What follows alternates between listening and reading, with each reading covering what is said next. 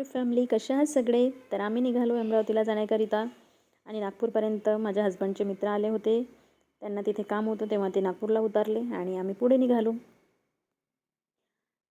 आणि प्रवासामध्ये बघा, मावळतीचा सूर्याचं दर्शन झालं आणि खूप प्रसन्न असं वातावरण होतं. त्यानंतर फायनली आम्ही आमच्या घरी पोचलो.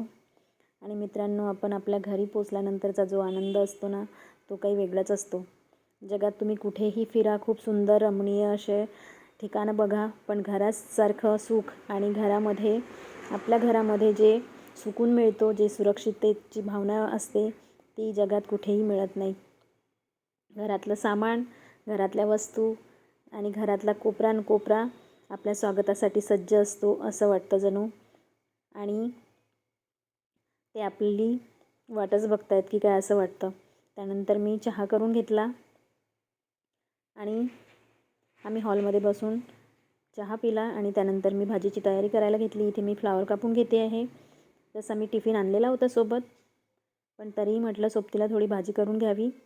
मुलगी हॉस्पिटलमधून यायला लेट होते, तेव्हा तिची वाट पाहते आणि त्यानंतर आम्ही सोबतच जेवण करतो. इकडे बघा, माझी भाजी रेडी होते आहे आणि त्यानंतर आम्ही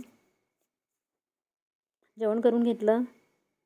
तर मित्रांनो, आजचा व्लॉग तुम्हाला कसा वाटला कमेंट करून नक्की सांगा आणि चॅनलला नवीन असाल तर सबस्क्राईब देखील करा. थँक्यू.